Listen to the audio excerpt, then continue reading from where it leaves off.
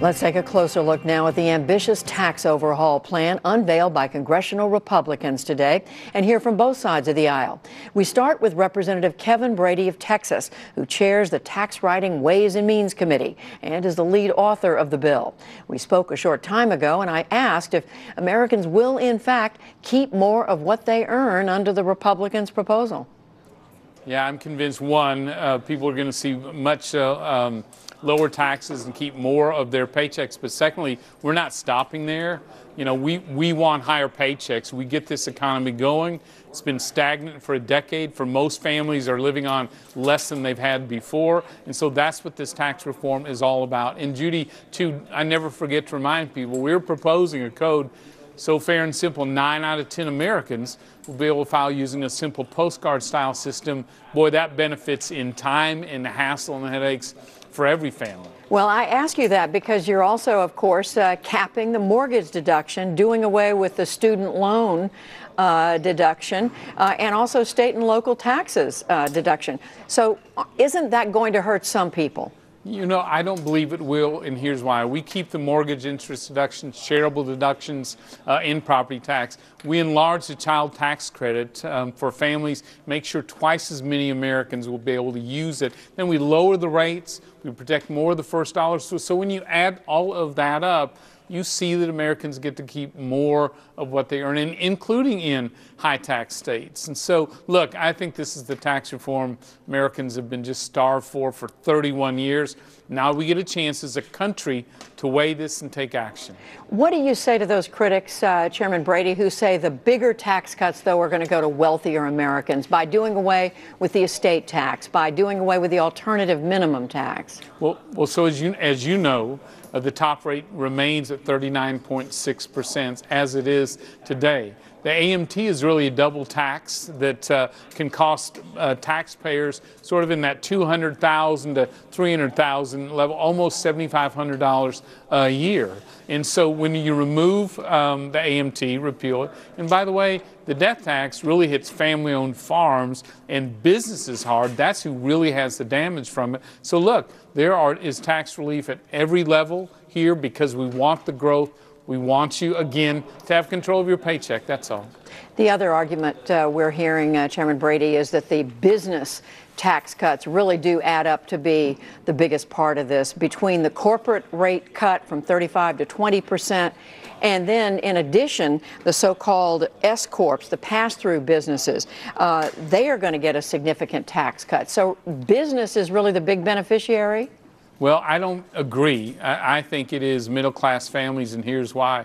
The smallest paycheck in America today is the one whose job has moved overseas. And that's the problem for now more than a decade. We're continuing to see our jobs in headquarters and research and manufacturing leave. This is all about bringing those jobs back. And for our Main Street businesses, you know, look, that family-owned donut shop makes $62,000 a year working day and night and weekends. They'll get a $3,000 tax cut that they'll use to plow back into the community. So, look, I think the big winners are workers who want to see higher paychecks. Middle-class families just want to keep more of what they earn. How do you know that cutting taxes on these employers is going to lead to more jobs, more hiring, and higher wages? I ask again because the studies that have been done, the vast majority of them show that has not happened in the past. Well, I respectfully disagree, but here we can just look ourselves. Look at the last 10 years. If you think high tax rates on families and businesses work, you think the current status quo tax code worldwide is working for America. We all know it's not, that America has fallen far behind our competitors. Our jobs are leaving. Our local businesses can't compete here or around the world. So we are taking a fresh approach, leapfrogging America from nearly dead last into that lead pack, the best place on the planet for that next new company and jobs. We can change the direction of the economy, but we have to act. The status quo, leaving things as they are, I don't think that's an option for families. The other comment we hear, Chairman Brady, is the conservatives, fiscal conservatives who are worried about the deficit, worried about the debt. They're saying this adds another $1.5 trillion in coming years on top of the $10 trillion that's already forecast. Have Republicans just stopped making the deficit a focus and the debt? Yeah, no. Here's what we know. If we want to continue these high deficits and debt, just keep things as they are. Keep the economy slow as it has been for a decade. It's picking up now. Just allow that to continue. This is all about generating growth, jobs, paychecks. But guess what? State and local revenues for governments increase when you get people back to work. Does the same for Washington as well. So I'm convinced, Judy, that tax reform done right helps move us toward a balanced budget, gets us out of the doldrums we're in today. When you say balanced budget, you mean you literally think this is going to bring the debt down? So over time, I believe we'll balance the budget in two ways. This will help us move toward it in two ways. One, because we do get so much of a stronger economy, but that alone isn't enough. So we eliminate, as you know, dozens and dozens and dozens of special interest provisions for businesses and families, so we can lower the tax rate, get the economy booming. You have to do both, and that's what this tax reform does. And finally, President Trump says he expects to see this done before Christmas. We're on that timetable. So we've introduced today. The Ways and Means Committee will begin to take action next week. We expect it to send to the floor shortly afterwards. And then, of course, the Senate's going to have their version. They'll be making their improvements. We'll work that together and find common ground. So right now, Judy, we are on track to get to the president's desk by the end of the year. So massive, complex legislation gets done in less than, what, 6 weeks? Well, we are we've worked very hard, and here's probably the difference. Unlike health care, the President, the House, and Senate have come together this fall, earlier on where we want to go. We've worked, some of us, for more than 6 years to be ready for this moment. Yes, we'll be looking to make improvements. We'll get input going forward, but I'm convinced we can do this. Chairman Kevin Brady of the House Taxing Committee, thank you very much. Thank you, Judy. And now for a Democratic response to the tax bill. Senator Elizabeth Warren of Massachusetts sits on the Banking, Housing, and Urban Affairs Committee. I asked her to respond to the claims by President Trump and Republicans that the bill would lead to the largest tax cut in modern history. Well, it is the biggest tax giveaway to giant corporations in modern memory. I mean, because that's what this is. Let's not kid ourselves. It's got lots of moving parts, but the key, the part that's the whole central issue here, is $2 trillion in giveaways to giant corporations. And you know who the biggest recipients of it are going to be? Number one recipient is estimated to be Wells Fargo, who will walk away with billions of dollars. You do remember Wells Fargo, the company that opened the fake accounts to cheat its own customers. Another big recipient will be the wealthy foreign investors, who are estimated to make about $700 billion out of this deal.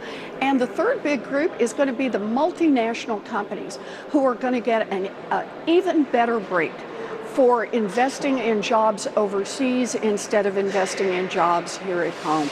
Well, this thing is really horrible. Well, Senator, let me ask you about a couple Sure. of points you just made, because as you know, the Republicans are saying, yes, we're giving a break to corporations and small businesses because we believe that is going to lead to more jobs and higher wages, that we are going to grow the economy and Americans are going to be better off. You know, this is the big lie that the Republicans have been selling now for decades. And we have evidence about it. Let's just be clear. When the George W. Bush tax cuts went through in the early 2000s, what happened? Corporations walked out with sacks and sacks of money, and wages stayed flat for American workers. Oh, over in Great Britain, they lowered the corporate tax rate by 11 points. And what happened? The wages went down for most workers. But here's the deal. Look at it this way. Right now, corporate profits are at an all-time high. These corporations are rolling in money.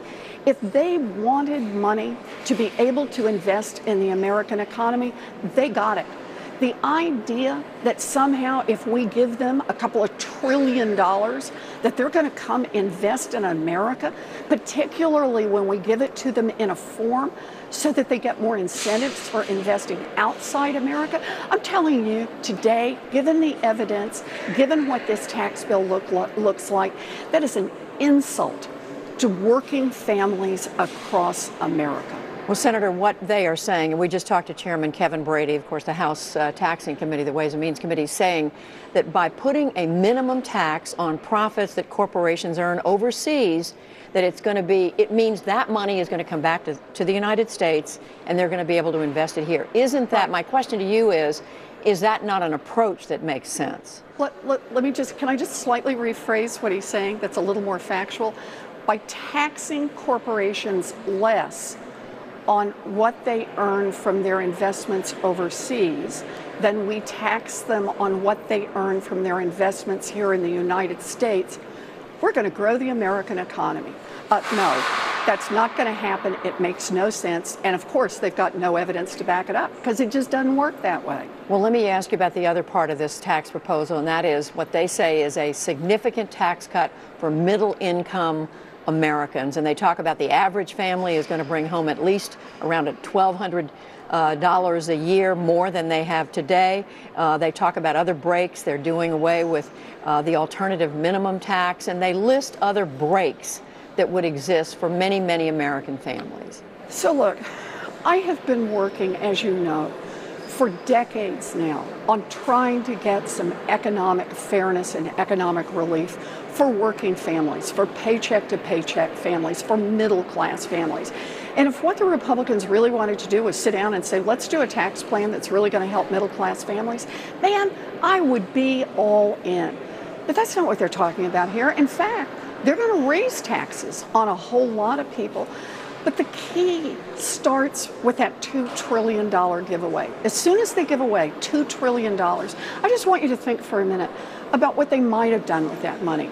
They could have spent that money on infrastructure right here in the United States, created good jobs right here, and built us a 21st century infrastructure that would give our businesses a competitive advantage all around the world. They could have taken that $2 trillion and said, let's forgive the outstanding student loan debt for lots of our young people. Let's get them into this economy, working hard, starting their own businesses. That would work. Or they could have said, I know, let's write a check for $17,000 to every single family in America making less than $200,000. And they still would have had money left over. There are a lot of ways that we could have spent $2 trillion on building a stronger economy for working families. But the Republicans chose none of that. They want to give that money away to their biggest corporate donors. Senator, is there any part of this tax proposal that you could work with? Oh, look, there are bits and pieces. And like I said, if we really were about the business of trying to help middle class families, I'm in.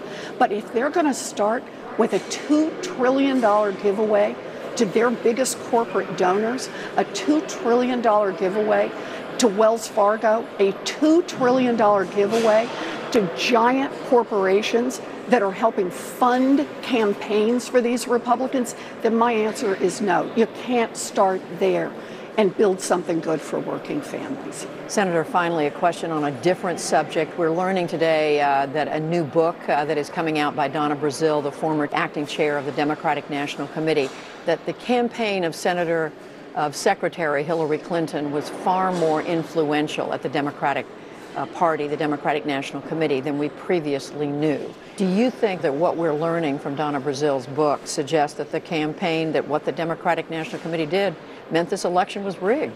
Yeah, I think it was.